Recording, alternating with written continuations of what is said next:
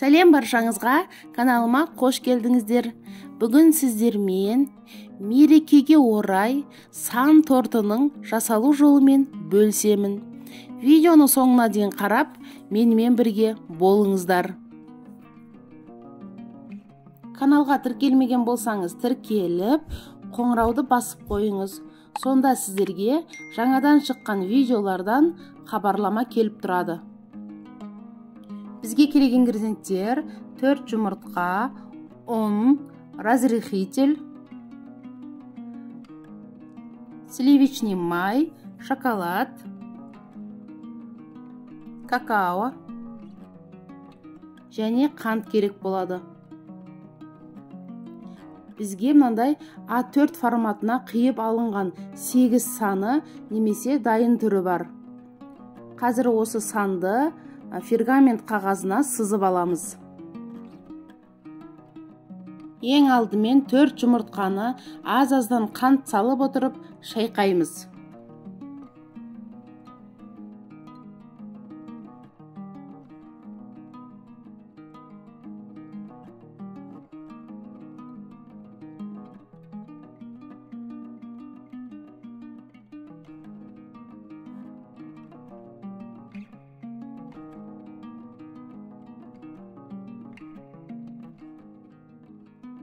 Әппақ болғанша жақсылап шайқаймыз. Әппақ көбік болуы керек. Неке қараңыздар. Шоколадым мен майымды водяной ваннада ерітіп алдым.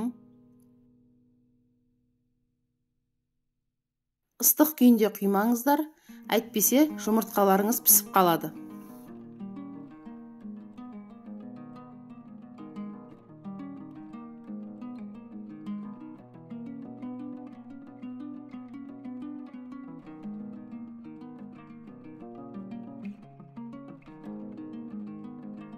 Құрғақ ингредиенттерімізді араластырамыз. Разрыхитель ұнымызға, какао,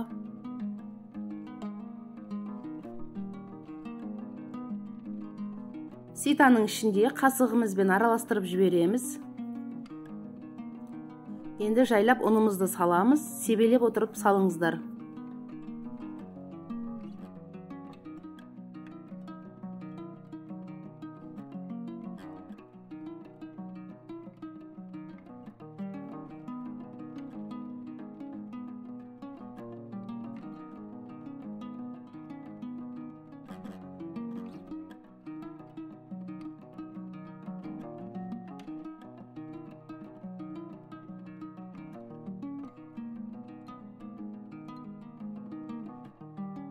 Дайын массаны кондитерский мешокқа саламын.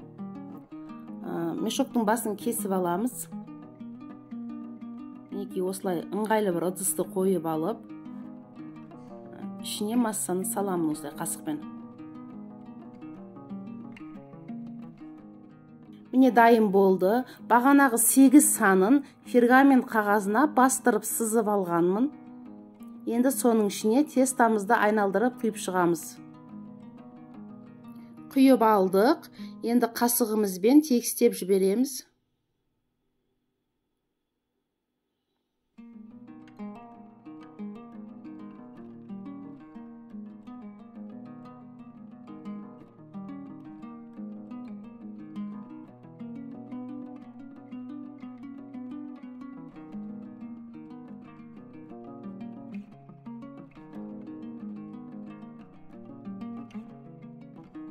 Барлығын осылай құйып, қасығымызбен тегістеп жібереміз. Менде 3-8 саны шықты. Енді 180 градуста 7-8 минут пісіріп аламыз. Міне пісіп шықты.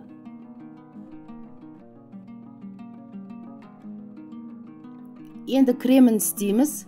Сливкиді жай жылдамдықпен шайқап бастаңыздар.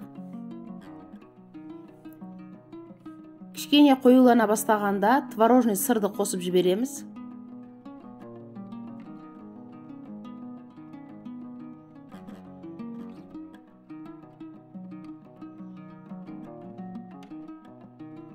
Неке қараңыздар, қоюланды. Осындай қою болады. Енді сахарный пудра Сахарный пудра өз қалауларыңызға байланысты. Қаласаңыздар көбірек қосыңыздар, ұнатпасаңыздар аздап қосыңыздар. Қантқа қарағанда сахарный пудра жұмсақ болады. Қант кішкене ерімейді. Міне қараңыздар, қою крем пайда болды.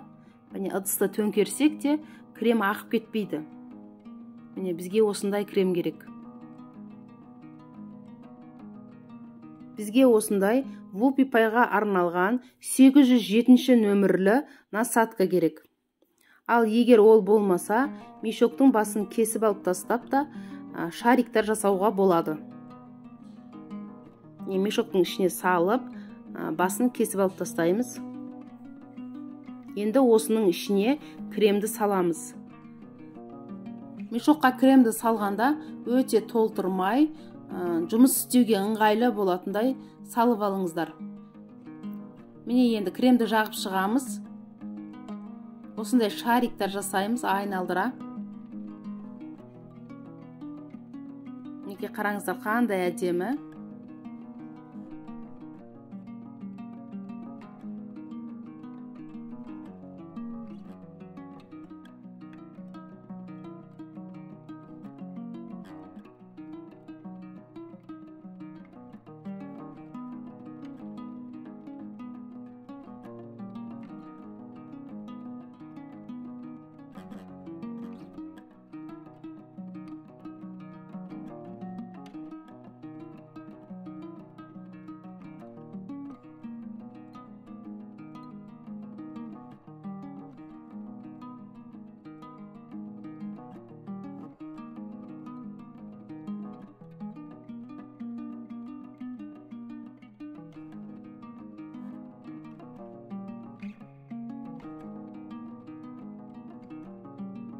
Мінекей дайын болды. Енді тортымыздың бетін әсемдеп шығамыз. Енді ол өз қалауларыңызға, фантазияларыңызға байланысты. Қолдарыңызда қандай жеміс-жидек бар, немесе осындай шоколадтармен, посыпкалармен әрлеп, әдемілеп шығуға болады.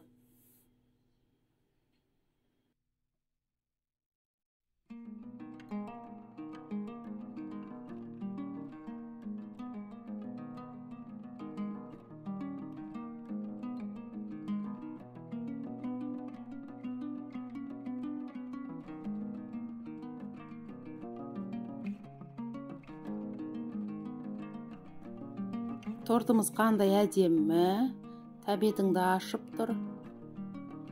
Отбасыларыңызға істеп берсеңіздер, немесе қонаққа барғанда алып барсаңыздар, тамаша, күшті, әдемі сыйлық болады. Видеоларым сіздерге ұнап жатса, төменге пікір қалдырып, лайк басып отырыңыздар.